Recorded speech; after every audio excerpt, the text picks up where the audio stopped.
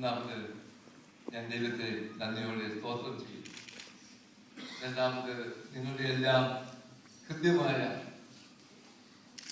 ഹൃദയസ്പർശിയായ വാക്കുകൾക്ക് ഞാൻ കൃത്യമായി നന്ദി അർപ്പിക്കുന്നു. എൻ്റെ ജീവിതത്തിൽ ഞാൻ തിരിഞ്ഞു നോക്കുമ്പോൾ ഒട്ടേറെ പ്രതിസന്ധികൾ ഞാൻ തരണം ചെയ്തിട്ടുണ്ട്.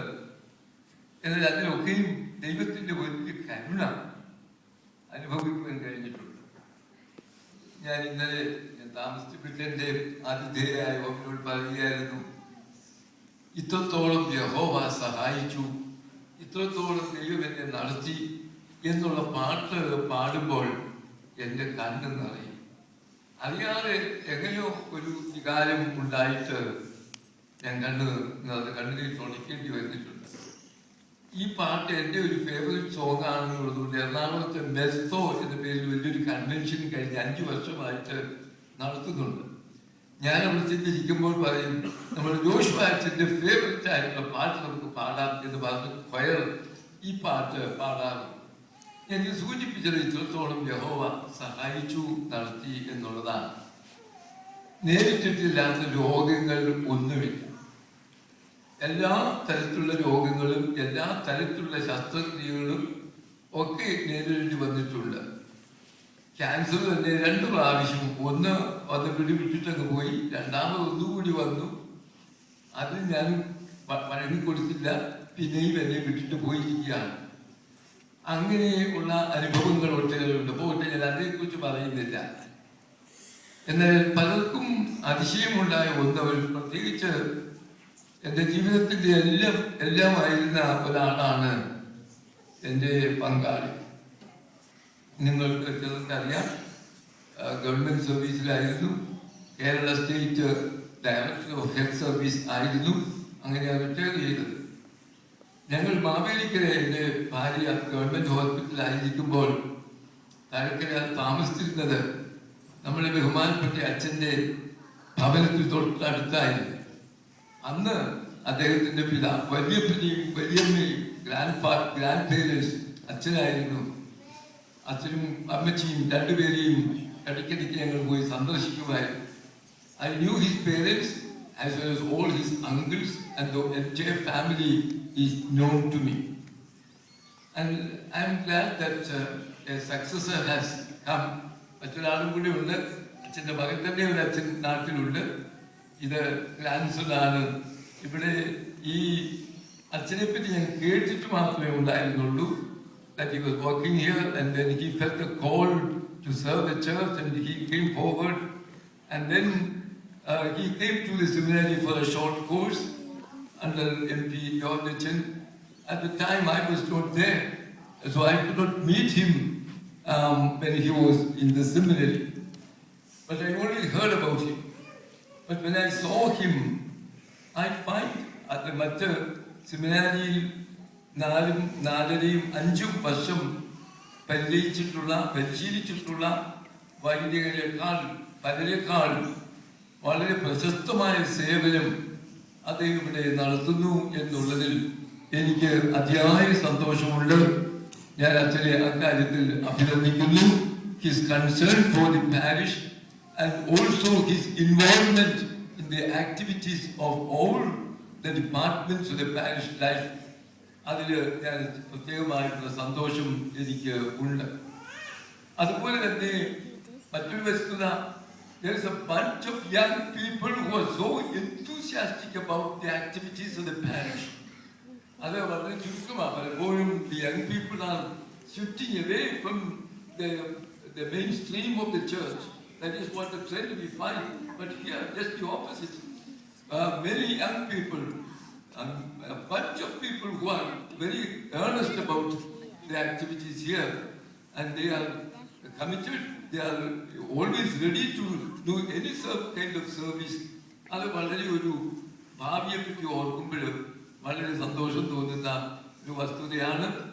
And I wish all the best for the parish. ഇനി എന്നെപ്പറ്റി ഒരു വാക്ക് മാത്രമേ ഞാൻ പറയുന്നുള്ളൂ. ഞാൻ എൻ്റെ ഉയർച്ചയ്ക്കും വളർച്ചയ്ക്കും എല്ലാം കാരണമായിട്ടുള്ള ഒരു വ്യക്തി, ദൈവം കഴിഞ്ഞാൽ പിന്നെ ഒരു വ്യക്തി ഗിവറീസ് ഇരിയൻ ബാബ അല്ലെങ്കിൽ കുറിച്ചി ബാബ എന്ന് പറയുന്ന ആളാണ്. കുറിച്ചി ബാബയുടെ കുടുംബക്കാരൻ ഇവിടെ ഉണ്ട്, നാട്ടുകാരനും കുടുംബക്കാരനും. അദ്ദേഹമാണ് എന്നെ ഞാൻ ഇന്നത്തെ നിലയിൽ എന്തെങ്കിലും ആകുന്നുവെങ്കിൽ ആയിട്ടുള്ളത്. ഞാൻ ഓർക്കുന്നു, ഞാൻ അന്ന് SSLC പാസ്സായി കോന്നിയാണ് എൻ്റെ സ്വദേശം, village in Koni, and my father was a farmer, and there was nobody who had undertaken any college education or anything like that. ഞാൻ എനിക്ക് ചെറുപ്പം മുതലേ അച്ഛനാകാൻ താല്പര്യമുണ്ട്. SSLC കഴിഞ്ഞ് ഞാൻ സെമിനാരിൽ ചേർന്നു. അന്ന് SSLC മതി, ഇന്നിപ്പം BA പാസ്സാകണം സെമിനാരിൽ ചേരണമെങ്കിൽ. അന്ന് SSLC മതി. I was a small boy of 17 years. അന്ന് മീശ ഒന്നും കുരുത്തിട്ട് പോലും ഇല്ല. സംസ്കൃതത്തിൽ അനാഗത ശ്മശു എന്ന് പറയും. അങ്ങനെയുള്ള പ്രായത്തിലാണ് ഞാൻ അവിടെ ചെന്നത്. ഒരു വർഷം ഞാൻ സെമിനാരി അന്ന് എന്നെ എടുത്തില്ല, കാരണം ഞാൻ കൊച്ചായി, തീരെ ചെറുതാണ്, അവിടെ പഠിക്കാറായിട്ട് പറഞ്ഞ് മൽപ്പാനച്ചൻ who was the principal denied admission for me. Then പട്ടക്കുന്നേൽ ബാബ, അതായത് മാത്യൂസ് പ്രഥമൻ ബാബ, he was then a deacon teaching the deacon Matthew. He advised my brother-in-law and me, you go to Paya Seminary and meet Baba. He will find a solution. ഞങ്ങൾ വെച്ചുപിടിച്ച് നടന്ന പഴയ സെമിനാരി വരെ MD-യിൽ നിന്ന് നടന്ന് ചെന്ന് കണ്ടപ്പോൾ ബാബ എന്നെ അടിമുടിയൊക്കെ നോക്കി. He was very much pleased with my behavior there. And he asked me some questions and I readily answered. ഉടനെ ജമാച്ചനെ വിളിച്ചു പറഞ്ഞു, എവിടെയാണ് അഡ്മിഷൻ കൊടുക്കാൻ പറ. ഞാൻ എഴുതുമ്പോൾ അങ്ങനെ എനിക്ക് ബാബായുടെ നിയോഗപ്രകാരം അഡ്മിഷൻ കിട്ടി. And I was the youngest of I was only a small kid. അങ്ങനെ പഠിക്കുകയാണ്. അപ്പൊ ചിലര് അവിടെ കാണാൻ വരുന്നവർ വിചാരിച്ചത് ഞാൻ അവിടെ കൊച്ചി ചെറുക്കൻ സെമിനാരി കാണാൻ വന്ന് ചെറുക്കനെന്ന് മാത്രമേ വിചാരിച്ചുള്ളൂ. Nobody believed that I was a student there. അത് കഴിഞ്ഞിട്ട് ഞാൻ ഒരു വർഷം അവിടെ പഠിച്ചു കഴിഞ്ഞപ്പോഴേക്ക് ബാബ felt that he should be sent for higher education. സെമിനാരിയിൽ ഇപ്പൊ ഇത് മതി, പിന്നെ പഠിച്ചാൽ മതി. അതുകൊണ്ട് മൽപ്പാനച്ചനെ എനിക്ക് ഒരിക്കൽ സെമിനാരി വന്നപ്പോൾ പറഞ്ഞു, ഞാൻ അവനെ അടുത്ത ആണ്ടിൽ ഇംഗ്ലീഷ് പഠിപ്പിക്കാൻ കൊണ്ടുപോവുക. അതിനൊരു കാരണമുണ്ട്. അന്ന് we had an agreement with the CMS missionaries that the clergy of the Orthodox Church will have their education in the CMS college free of fees. Fees ഒന്നും കൊടുക്കണ്ട, അച്ഛന്മാർക്ക് ഫ്രീ ആയിട്ട് പഠിക്കാം. അങ്ങനെ അവിടെ അച്ഛന്മാർ ചെമ്മാച്ചന്മാരായിട്ടുള്ള CMS കോളേജിൽ ഫ്രീ ആയിട്ട് പഠിക്കാം. പഴയ സെമിനാരിയിൽ അന്ന് നേന്ത്രവേലി നിലത്തിൽ അരിയുമുണ്ട്, ഉള്ളു താമസിക്കാൻ കാശും കൊടുക്കില്ല. And that was how my education was possible, free of cost. ബാബായുടെ കൂടെ താമസിച്ചുകൊണ്ട് enjoying his affection and also his discipline. അങ്ങനെയായിട്ടാണ് ഞാൻ ബാബായുടെ കൂടെ താമസിച്ച് കൂടെ അദ്ദേഹത്തിന്റെ കൂടെ പലയിടത്ത് പോവുകയും മറ്റുമൊക്കെ ചെയ്തിട്ടുണ്ട്. അങ്ങനെ കഴിഞ്ഞിട്ടാണ് ഞാൻ ആലുവയിൽ പഠിച്ചത്. Then I went for BD in Bishop's College. BD പാസ്സായി റിസൾട്ട് വന്നില്ല. അതിന് മുമ്പ് തന്നെ എനിക്ക് കൽക്കട്ടയ്ക്ക് അറിവ് കിട്ടി. You are appointed in the seminary as a teacher. I was shocked. I was quite young, and to be appointed in the seminary as a teacher at that tender age, I was the BD result പോലും വന്നില്ല. അത് ബാബായുടെ താല്പര്യപ്രകാരമാണ് ഞാൻ സെമിനാരിയിൽ അധ്യാപകനായി ചേർന്നത്. അത് പലരും അന്ന് വിചാരിച്ച് ഞാൻ അവിടെ സ്റ്റുഡൻ്റ് ആണ്, അധ്യാപകനാണെന്ന് പലരും വിചാരിച്ചിരുന്നുമില്ല. അന്ന് എൻ്റെ കൂടെ പഠിപ്പിച്ചവരാണ്, എൻ്റെ നേരെ തൊട്ടുള്ള ആളാണ് MV ജോർജ് ചെമ്മാച്ചൻ, ലേറ്റർ മസ്താത്യോസ് തിരുമേനി. അതുപോലെ തന്നെ VK അന്ന് ബാബ പഠിപ്പിക്കുന്നതിലെ ബാബ K ഫിലിപ്പോസ് അച്ഛൻ, അദ്ദേഹം അത് പിന്നീട് ഫിലിപ്പോസ് തിരുമേനിയായി.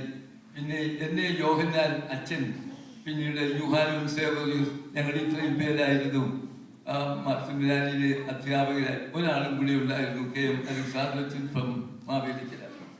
അത് കഴിഞ്ഞ് ഞാൻ സെമിനാരിയിൽ ജോയിൻ ദ ഫാക്കൽറ്റി 1954. ജോർജി പറഞ്ഞതിനോട് ഒന്നും കൂടി ഒന്ന് തിരുത്താനുള്ളത്, ഞാൻ 2014 വരെയും സെമിനാരിയിൽ അധ്യാപകനായി ഇപ്പോഴും തുടരുകയായിരുന്നു. ഇനി എന്നെ കൊണ്ട് പറ്റില്ല. 60 വർഷം പഠിപ്പിക്കാൻ സാധിച്ചു എന്നുള്ളത് with a gap of going for higher studies. അത് മാത്രം, അത് എൻ്റെ ജീവിതത്തിലെ വലിയൊരു അനുഭവമാണ്. പിന്നെ ഞാൻ പറഞ്ഞു വന്നത്, ജീവിതത്തിന്റെ പങ്കാളിയായി കടന്നു വന്ന ആൾ എൻ്റെ ഈ രോഗാവസ്ഥയിലും മറ്റെല്ലാം എപ്പോഴും കൂടെ ഉണ്ടായിരുന്ന ആളാണ്. നാവില് റേഡിയൽ നീഡിൽ ഇംപ്ലാന്റ് ചെയ്തുകൊണ്ട് റേഡിയൽ സെല്ലിൽ അടച്ച് 7 ദിവസം കഴിച്ചു കൂട്ടിയത് ഇപ്പോഴും ഓർക്കുമ്പോഴേക്ക് രോമാഞ്ചം അണിയുന്ന ദിവസങ്ങളാണ്. പുറത്തും താഴിട്ട് പൂട്ടിയിരിക്കാൻ അത് കാരണമുണ്ട്. somebody who was having this gone out with the radiation needle വെച്ചുകൊണ്ട് പോയി. അത് അപകടമായതുകൊണ്ട് ആരും ഇറങ്ങിപ്പോകാതിരിക്കാൻ പുറത്തിട്ട് താഴിട്ട് പൂട്ടും. പിന്നെ എനിക്ക് കിടക്കാൻ മേല, ഇരിക്കാൻ മേല, നാവെല്ലാം നീര് കൊണ്ടും സൂചി അതിൽപ്പെട്ട് 7 ദിവസം അതിനകത്ത് ഇങ്ങനെ കഴിയണം. പല്ല് തേക്കാതെ, മുഖം കഴിക്കാതെ, കിടക്കാൻ പാടില്ലാതെ ഇങ്ങനെ കഴിച്ചു കൂട്ടിയ ആ ദിവസങ്ങൾ. I thought I should overcome this. എന്താ ചെയ്യാവുന്നത്? ഓരോ ദിവസം ഓരോ ചിന്ത എഴുതുവാൻ ഞാൻ നിശ്ചയിച്ചു. അങ്ങനെ ഓരോ ദിവസം ഓരോ ചിന്ത അവിടെ കിടന്നുകൊണ്ട് എഴുതി. അന്ന് ഞാൻ എൻ്റെ ഒരു കുറിപ്പ് കൊടുത്തു വൈഫിന്റെ പേർക്ക്. വൈഫ് മുഴുവൻ സമയവും പുറത്തുണ്ടായിരുന്നു. I could not see her, but she remained there all these 7 days because being a DMO at the time, she was provided facilities there. അങ്ങനെ ആ സമയത്ത് ഓരോ ദിവസം ഞാൻ ഓരോ ചിന്ത എഴുതി. ഒരു ദിവസം എഴുതിയ ചിന്ത എന്തെന്ന് ഞാൻ പറയാം. 136 സങ്കീർത്തനത്തെ അടിസ്ഥാനമാക്കിയ who can tell me what is the content of Psalm 136? അല്ലെങ്കിൽ ഓർക്കുന്നു 136 സങ്കീർത്തനം എന്താണെന്ന്? അവന്റെ ദയ എന്നേക്കുള്ളത് ഇസ്രായേലിനെ മിസ്രയീമിൽ നിന്ന് വിടുവിച്ചവൻ അവന്റെ ദയ എന്നേക്കുള്ളത്, ചെങ്കടൽ നടത്തിയവൻ അവന്റെ ദയ എന്നേക്കുള്ളത്. ഇങ്ങനെ പോകുന്നു. അത് I thought I will write a psalm. It's not the Psalm of David, but Psalm of Joshua. I wrote that psalm one day. അത് പിന്നീട് എന്റെ പുസ്തകത്തിൽ ഉദ്ധരിച്ചിട്ടുണ്ട്. ലോകശൈലിയിൽ കൂടെയുള്ളവന് അവന്റെ ദയ എന്നേക്കുള്ളത്, ഏകാന്തതയിൽ കൂട്ടായിട്ടുള്ളവന് അവന്റെ ദയ എന്നേക്കുള്ളത്, വേദനകളെ നീക്കുവാൻ സാന്ത്വനം പകരുന്നവന് അവന്റെ ദയ എന്നേക്കുള്ളത്. ഇങ്ങനെ ഒരു ദിവസം അതായിരുന്നു. അത് കഴിഞ്ഞിട്ട് ആ പുസ്തകം ഇറങ്ങി മൗനിയായി 7 ദിനങ്ങൾ. That book has gone to several editions and has reached the hands of thousands of people. I may say million. നമ്മുടെ നാട്ടില് ക്യാൻസർ വന്നിട്ടുള്ള രോഗികളൊക്കെ ഈ പുസ്തകം വായിക്കാറുണ്ട് to get inspiration, because one who has undergone the agony and the pain, how he has withstood and how he has overcome it എന്ന് അറിയുവാൻ പോട്ടെ. അത് കഴിഞ്ഞ് ആ സമയത്തൊക്കെ എൻ്റെ കൂടെ ഉണ്ടായിരുന്ന ആൾ, പിന്നെ എൻ്റെ ജീവിതത്തിൽ എല്ലാമായിരുന്ന ആളിൻ്റെ ആകസ്മികമായ മരണം, ഹൗ ഐ ഷൽ ഫേസ് എന്നുള്ളത് എല്ലാവർക്കും ഒരു ആശ്ചര്യമായിരുന്നു. എന്നെ സ്വീകരിക്കാനായിട്ട് she was coming to the airport to നെടുമ്പാശ്ശേരിയിൽ. I had gone to Hyderabad for conducting a convention നടത്തി. പോയിരുന്നതിന് തലേദിവസം പറഞ്ഞു നാളെ 4 മണിക്കാണ് അവിടെ ലാൻഡ് ചെയ്യുന്നത്. Then she told me I will be there. ഞാൻ സാധാരണ നിൽക്കുന്ന സ്ഥലത്ത് ഞാൻ കാണും എന്ന് പറഞ്ഞു. ഞാൻ പ്ലെയിനിൽ കയറിയ സമയത്ത് എറണാകുളത്ത് നിന്ന് അങ്ങോട്ട് അറിയിച്ചു അപകടമുണ്ടായി, മരിച്ചു എന്നുള്ളത്. പക്ഷേ എന്നോടവർ അറിയിച്ചില്ല. ഞാൻ പ്ലെയിനിൽ വന്ന് ഇറങ്ങി നിൽക്കുന്ന സ്ഥലത്ത് നോക്കുമ്പോൾ she was not there. അത് കഴിഞ്ഞിട്ട് എൻ്റെ ഒരു നെവ്യൂ ഉണ്ട് കോട്ടയത്ത് എറണാകുളത്ത്, is a doctor. He was standing there. He asked me, where is Mama? Then said ഒരു ആക്സിഡന്റ് ഉണ്ടായി, മരിച്ചു എന്ന് പറഞ്ഞില്ല. കോട്ടയം ഞാൻ പറഞ്ഞു വന്നത്, ആശുപത്രിയിൽ ചെന്ന് കാണുമ്പോൾ the face was disfigured. I could not recognize her face. ഒരു കാർ വന്ന് ബസ്സുമായിട്ട് കൂട്ടിയിടിച്ച് ഡ്രൈവറുടെ നേരെ പുറകിൽ സീറ്റിലായിരുന്നത്. ഓൺ ദ സ്പോട്ട് ഷീറ്റായി. മുഖമൊക്കെ അങ്ങ് വികൃതമായി. കാണുന്നവർക്ക് ആർക്കും തിരിച്ചറിയാൻ മേല. അച്ഛന്മാർ പോലും വന്നിട്ട് ഇത് ആരാണെന്ന് എല്ലാവർക്കും അറിയാവുന്നതായിട്ട് പോലും അറിയാൻ പാടില്ലാത്ത വിധത്തിൽ മുഖം വിരൂപമായിരുന്നു. ആ അവസ്ഥയിലാണ് ഞാൻ ചെന്ന് കാണുന്നത്. മോർച്ചറിയിൽ നിന്ന് എടുത്ത് എൻ്റെ മുമ്പിലോട്ട് കൊണ്ട് വെച്ചു. എല്ലാവരും ഉണ്ട്. വിദ്യാർത്ഥികളും മനോരമയിൽ നിന്നുള്ള വലിയൊരു ഗ്യാങ് ഉണ്ട്. അങ്ങനെ എല്ലാ സ്ഥലത്തു നിന്നുള്ള ആളുകളുണ്ട്, അറിഞ്ഞുകൊണ്ട് വന്നിട്ടുണ്ട്. പക്ഷെ ദൈവം എനിക്ക് വലിയൊരു ഗ്രേസ് ആ സമയത്ത് തന്നിട്ട് ഫേസ് ഇറ്റ്. ഇതാണ് ദൈവം ഇഷ്ടമെങ്കിൽ ദൈവത്തിൽ നാം മഹത്വപ്പെടട്ടെ, എനിക്കൊന്നുമില്ല പറയാൻ എന്ന് ഞാൻ പറഞ്ഞു കൂട്ടി. അത് പത്രത്തിലൊക്കെ അത് വരികയും ചെയ്തു. അത് കഴിഞ്ഞിട്ട് പിന്നീട് ഞാൻ വിചാരിച്ചു, how can I face my life in a lonely life? പക്ഷേ തുടയാ, ഞാനൊന്നും അറിയണ്ട, ഇനി എങ്ങനെയാ പോവുക? അപ്പോഴാണ് ഞാനൊരു ചിന്താവിഷയം എഴുതി വാതിൽ അടച്ചിട്ടുണ്ട് എങ്കിൽ ഒരു ജനൽ തുറന്നിട്ടിട്ടുണ്ടാവും. വാതിൽ കൂടി ആ കാറ്റും വെളിച്ചവും വരുന്നതൊക്കെ നമുക്ക് വരാൻ അതങ്ങ് അടച്ചു. പക്ഷെ ഒരു ജനലെങ്കിലും തുറന്നിട്ടിട്ടുണ്ടാകും എന്ന് ഞാൻ എഴുതി. And that is my daughter. അവളാണ് എല്ലാ കാര്യങ്ങളും നോക്കുന്നത്. അതുകൊണ്ട് ഞാൻ പറയുകയായിരുന്നു, ജീവിതത്തിൽ എന്തൊക്കെ വന്നിരുന്നാലും ദൈവത്തെ സ്നേഹിക്കുന്നവർക്ക് എല്ലാം നന്മയ്ക്കായിട്ട് ദൈവം അത് നന്മയിലേക്ക് നമുക്ക് നമ്മുടെ പ്രയോജനത്തിലേക്ക് വരുത്തുവാൻ ദൈവത്തിന് കഴിയും എന്നുള്ളൊരു സാക്ഷ്യമാണ് ഞാൻ ഇവിടെ നൽകുന്നത്. ഇപ്പോൾ മനോരമയിലെ എഴുത്ത് എനിക്ക് തന്നെ അറിയാൻ പാടില്ല. 22 വർഷമായി without any break for the last 22 years I am continuing that series. Manorama ഇന്നത്തെ ചിന്താവിഷയം എഴുതിക്കൊണ്ടിരിക്കുന്നു. ഒരു ദിവസം പോലും അത് ആവർത്തിക്കുവാൻ പാടില്ല. Never repeated any story or any subject. All these years, more than 1000 articles have come. അത് പുസ്തകങ്ങളായിട്ട് ഒത്തിരിയേറെ ഉണ്ടതാണ്. അതുപോലെ തന്നെയാണ് ഞാൻ എഴുതിയ ഒരു വലിയ ബൃഹത്തായ പുതിയ നിയമം പഠിപ്പിച്ചത്. എൻ്റെ വൈഫ് മരിച്ചു കഴിഞ്ഞപ്പോൾ എനിക്ക് സങ്കീർത്തനങ്ങൾ വലിയ ആശ്വാസം തോന്നി. ആ ടൈമിൽ ഞാൻ കൂടുതലായി devoted my time to study Psalms. അതിൻ്റെ ഫലമായിട്ട് എനിക്ക് വലിയൊരു പുസ്തകമുണ്ട്, 560 pages. ആ പുസ്തകത്തിന്റെ പേര് Sankeerthana Dhyanam. It's about the whole 150 Psalms. അത് വായിച്ചു കഴിഞ്ഞപ്പോഴാണ് KP Yohannan, bishop KP Yohannan എന്ന് പറഞ്ഞ പോലെ ബിഷപ്പ് അല്ല, ഇപ്പൊ മെത്രാപ്പോലിത്ത KP യോഹന്നാൻ, അദ്ദേഹത്തിന് ഒരു ചാനലുണ്ട്, ആത്മീയ യാത്ര. അവർക്ക് ഇതൊരു പ്രോഗ്രാമായിട്ട് എടുക്കണം എന്നോട് ആവശ്യപ്പെട്ടു. I refused.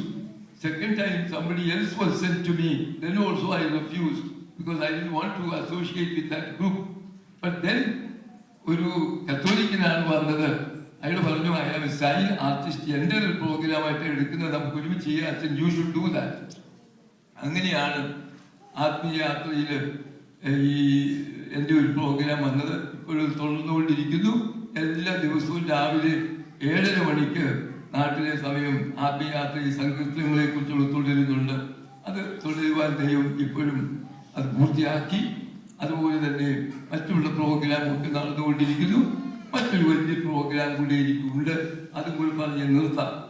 അത് മെഡിക്കൽ കോളേജിനടുത്തുള്ള ഒരു ഇൻസ്റ്റിറ്റ്യൂട്ടാണ്, മാർ ഗ്രിഗോറിയോസ് കാരുണ്യ നിലയം. I M the director of that institution.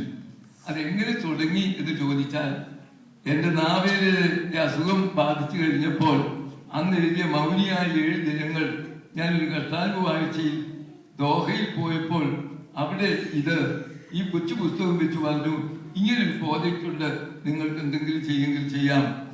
അങ്ങനെ അന്ന് ആ പുസ്തകത്തിന് വിലയായിട്ടൊന്നുമല്ല, started with 3 lakhs of rupees.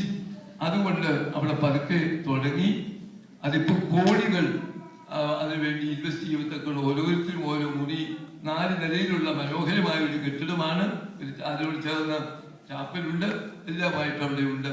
അവിടുത്തെ ഞങ്ങളുടെ പ്രവർത്തനങ്ങൾ ക്യാൻസർ രോഗികൾക്കാണ്. അതിന് പ്രസിഡന്റായ തിരുമേനി ക്യാൻസറുകാരനായിരുന്നു. ഇവാനിയോസ് തിരുമേനി നിങ്ങൾക്കറിയാം, മരിച്ചുപോയി. അദ്ദേഹത്തിനും ക്യാൻസർ ഉണ്ടായിരുന്നു. ഡയറക്ടറായിരുന്ന ആളും ക്യാൻസർ ബാധിച്ച ആളാണ്. അതുകൊണ്ട് ക്യാൻസർ രോഗികൾക്ക് പ്രത്യേകമായ കരുതലുള്ള ഒരു സ്ഥാപനമാണ് അവിടെ ഇപ്പോൾ നടത്തുന്നത്. ഒരു 30-35 പേർക്ക് അവിടെ വന്ന് താമസിക്കാം. Free accommodation with their bystanders. Some 60 people on an average they will be there. They will be there from Monday to Friday. അന്നേരമാണ് കീമോതെറാപ്പി, റേഡിയേഷൻ ഇതെല്ലാം ഉണ്ട്. പിന്നെ അവിടെ ചെയ്യുന്ന ഒന്ന് ഫ്രീ മെഡിസിൻ, ഫ്രീ ആയിട്ട് അവർക്ക് കൊടുക്കുന്നത്. The Kuwait people came forward to help. അങ്ങനെ ഉള്ളതുകൊണ്ട് മാസം ഏതാണ്ട് 1.5 ലക്ഷം രൂപ 2 ലക്ഷം രൂപ വരെ ഈ മെഡിസിന് കൊടുക്കാൻ സാധിച്ചു. അതിപ്പോഴും ചെയ്തുകൊണ്ടിരിക്കുന്നു. പിന്നെ എല്ലാ ദിവസവും ഇവർക്ക് ആശുപത്രിയിലുള്ള എല്ലാവർക്കും ഭക്ഷണമുണ്ട്. അപ്പോൾ 1000 people are given lunch. നിങ്ങൾ ഇവിടുത്തെ എന്തുപോലെ വലിയ ലഞ്ചൊന്നുമല്ല, കഞ്ഞി പ്ലസ് പയറ്, പിക്കിൾ, ഇത് വരുന്ന 1000 പേർക്ക് എല്ലാ ദിവസവും കഴിഞ്ഞ അനവധി 20 വർഷമായിട്ട് ചെയ്തുകൊണ്ടിരിക്കുന്നു. അത് ഇപ്പോഴും തുടരുന്നുണ്ട്. Many people sponsor death anniversary വരുമ്പോൾ, വെഡിങ് ആനിവേഴ്സറി വരുമ്പോൾ, ബർത്ത്ഡേ വരുമ്പോഴൊക്കെ ആയിട്ട്. അതും കൂടാതെ ഇവർക്കെല്ലാം medicine doctors in the sample medicine we collect, and we have a chemist there, pharmacist, and then that is being freely distributed. ഈ ഒരു പ്രവർത്തനവും അവിടെ 2 അച്ഛന്മാരുണ്ട്, അവർക്ക് കൗൺസിലിംഗ് താമസിക്കുന്നവർക്ക് കൊടുക്കുന്നു. ഇത് വലിയൊരു സിസ്റ്റമാറ്റിക് ആയിട്ട് പോകുന്ന ഒരു നല്ലൊരു പ്രവർത്തനമാണ്. എവറി മന്ത് വി മീറ്റ്, ആ മാസത്തെ കണക്കൊക്കെ വായിക്കും, പ്രവർത്തനങ്ങൾ വിലയിരുത്തും. അങ്ങനെയുള്ള ഒരു വലിയ സേവനവും അവിടെ നടക്കുന്നുണ്ട്. ഇതിന്റെ ചുമതലയും എനിക്കുണ്ട്. പക്ഷെ കൂടുതൽ പ്രവർത്തിക്കുന്ന മറ്റച്ഛന്മാരുണ്ട്. എന്നാൽ അധികമായിട്ട് ഇപ്പോഴും ബൈബിൾ ക്ലാസ്സുകൾ, റേഡിയോയിലുള്ള ഒരു പ്രോഗ്രാം ഉണ്ട്, എല്ലാ മിക്ക ഞായറാഴ്ചകളിലും നിങ്ങൾക്ക് കേൾക്കാം. സുഭാഷിതം എന്ന പേരിലാണ് ആ പ്രസംഗങ്ങളാണ് ഞാൻ ഇവിടെ കൊണ്ടുവന്ന ചില പുസ്തകങ്ങൾ. പിന്നെ ഇവിടെ വിസ്പർ അറ്റ് ഡോൺ എന്ന് പറഞ്ഞ പുസ്തകത്തിലെ പ്രഭാഷണങ്ങൾ ഓൾ ഇന്ത്യ റേഡിയോയിൽ നടത്തിയതാണ് എന്നൊക്കെ. ഇങ്ങനെയുള്ള കാര്യങ്ങളൊക്കെ ചെയ്തുകൊണ്ട് ഇപ്പോഴും ഞാൻ പ്രവർത്തിക്കുന്നു. എന്റെ പ്രായമൊന്നും നിങ്ങൾ കണക്കാക്കേണ്ട, എനിക്ക് അങ്ങനെ വലിയ പ്രായമായത് ഞാൻ വിചാരിക്കുന്നില്ല. എന്നുള്ളൊരു വിധത്തിലാണ് എന്റെ പ്രവർത്തനങ്ങളൊക്കെ. But I am a disciplined man. I get up at 3:30 sometimes, at least at 4 o'clock in the morning, and then I continue till 10 o'clock in the night. അതിങ്ങനെ ഓട്ടോമാറ്റിക് ആയിട്ട് അതിങ്ങനെ പോവുകയാണ്. അത് സെമിനാരിൽ ഉള്ളവർക്കൊക്കെ എപ്പോഴും പറയും, ജോഷുവാച്ചൻ സെമിനാരി വരുന്ന സമയം വാച്ച് നോക്കാൻ എടുക്കാമെന്നുള്ളത്. അതുപോലെ തന്നെ മീറ്റിങ്ങിനാണെങ്കിലും ഇതുവരെ എന്റെ ജീവിതത്തിൽ ഒരു സാക്ഷ്യം പറയുക, എന്റെ ജീവിതത്തിൽ ഒരു മീറ്റിങ്ങിന് പോലും 5 മിനിറ്റ് ഞാൻ ലേറ്റ് ആയി ചെന്നിട്ടില്ല. ഞാൻ എപ്പോഴും always I will be there on time. പ്രസംഗം ഞാൻ ഫിക്സ് ചെയ്തിരിക്കുന്ന ടൈമിൽ 1 മിനിറ്റ് ഞാൻ കൂട്ടാറില്ല. അതുകൊണ്ട് ബാബാനിന്മേൽ ഉൾപ്പെടെ ബത്രാച്ചന്മാരൊക്കെ ഞാനുള്ള, ഞാൻ അഹങ്കാരം പറയുകയില്ല, ജോഷുവാച്ചനുണ്ടെങ്കിൽ സമയം പാലിച്ചേ മതിയാവുള്ളൂ, അല്ലെ അച്ഛൻ തലചൊറിയും അവൻ പല വിഷമമായി എന്ന് പറഞ്ഞ് പല സമയക്ലിപ്തത പാലിക്കാറുണ്ട്. അത് ഇന്നും നമുക്കൊരു ആവശ്യമുണ്ട് എന്ന് ഞാൻ പറയാറുണ്ട് അച്ഛന്മാരോടും മറ്റുള്ളവരോടും ഒക്കെ തന്നെ. You have to keep the time and also a schedule for each day. അത് ഉണ്ട് എങ്കിൽ you can do many things much more than what you imagine if you have a time schedule for each day. അത് വീട്ടിലുള്ളവർക്കായിരുന്നാലും അല്ലാത്തവർക്കും ഇത്രയും ഒക്കെ നടക്കുന്നത് ദൈവത്തിന്റെ കരുണയാൽ മാത്രമാണ്. ചെന്ന് കഴിഞ്ഞാൽ തന്നെ 2 ഫാമിലി കോൺഫറൻസസ് ഉണ്ട് വരുന്ന ആഴ്ചയിൽ തന്നെ. അത് കഴിഞ്ഞ് ശനിയാഴ്ചയും ഒരു 1 ഡേ കോൺഫറൻസ് ഉണ്ട്. ഇതെല്ലാം ദൈവത്തിന്റെ കൃപയിലാണ്. നാട്ടിൽ പോയാൽ നിങ്ങൾക്ക് എന്റെ പുസ്തകങ്ങൾ CSS ക്രൈസ്തവ സാഹിത്യ സമിതി തിരുവല്ല, ആ കുരിശുമൂട്ടിന്റെ നേരെ മുമ്പിൽ ജംഗ്ഷനിൽ ആ CSS കാണാം. അവിടെ എല്ലാ പുസ്തകങ്ങളും ഉണ്ട്. ആൻഡ് അവിടെ ഉള്ളതില് മത്തോമക്കാരുടെയും CSIക്കാരുടെയും എല്ലാ പുസ്തകങ്ങളും അവിടെ ഉണ്ട്. പക്ഷെ ബെസ്റ്റ് സെല്ലേഴ്സ് എന്റെ പുസ്തകങ്ങളാണ് എന്ന് അവിടെ പറയുന്നുണ്ട്. And I get A royalty. ആ റോയൽറ്റി മറ്റാർക്ക് കിട്ടുന്നതിനേക്കാൾ വലിയൊരു തുകയാണ് എനിക്ക് കിട്ടുന്നത്. And I am proud of the fact that is possible. കൂടാതെ DC ബുക്സ് കോട്ടയം, അത് ഇന്ത്യയിലെ ഏറ്റവും വലിയ ഒരു പ്രസിദ്ധീകരണ ശാലയാണ് DC books. They came to me and asked for publication of some of my books. 10 പുസ്തകങ്ങൾ അവര് പ്രകാശനം ചെയ്യുന്നുണ്ട്. And they also give the royalty correctly every 6 months. They do that. അങ്ങനെ ദൈവത്തിന്റെ കരുണ കൊണ്ട് പ്രവർത്തനത്തിൽ ഇവിടെ വരുവാൻ സാധിക്കുന്നത് എനിക്ക് അതിയായ സന്തോഷമുണ്ട്. And also to see you all, your enthusiasm, and I congratulate for having built a beautiful church. It's so spacious, and also the surroundings, everything well maintained. And I do wish all the best for the parish. അച്ഛൻ്റെ നേതൃത്വത്തിൽ ഇടവക അനുഗ്രഹമായി വളരട്ടെ എന്ന് ഞാൻ ആശംസിക്കുന്നു. ഒരിക്കൽ കൂടി നിങ്ങളെല്ലാം, പ്രത്യേകിച്ച് എനിക്ക് ആതിഥ്യം നൽകിയ കുടുംബത്തോട് ഞാൻ വളരെ അധികം കടപ്പെട്ടിട്ടുണ്ട്. എൻ്റെ നാട്ടുകാരും കൂടിയാണ് അവർ ഇപ്പോഴും കുറിച്ച്. But more than that I fully enjoy my stay there, most comfortable. അതുപോലെ അച്ഛനും മറ്റെല്ലാവരും തന്നെ എന്നെ പ്രത്യേകിച്ച് ഈ പ്രോജക്റ്റിന് കാര്യമായ സംഭാവന നൽകിയൊരു സഹോദരനുണ്ട്. എല്ലാവരോടുമുള്ള നന്ദി ഞാൻ അറിയിക്കുന്നു. you continue to pray for me. എനിക്കതേ പറയാനുള്ളൂ. That's a great support which really sustains me. ഞാൻ വളരെ ആസന്നമായ നിലയിൽ കിടന്ന സമയത്ത് അമേരിക്കയിലുള്ള എല്ലാ പള്ളികളിലും അച്ഛന്മാർ പ്രാർത്ഥിക്കുന്നു. ഞാൻ ജൂയിഷ് സിനഗോഗിൽ വരെ എന്റെ പേര് കൊടുത്ത് പ്രാർത്ഥിച്ചു എന്ന് എനിക്ക് പിന്നീട് അറിയാനിടയായി. when I was passing through a critical moment. അപ്പൊ അതുകൊണ്ട് ഈ പ്രാർത്ഥന വലിയൊരു സപ്പോർട്ടാണ്. And that I do believe that you will continue and extend your praise for me.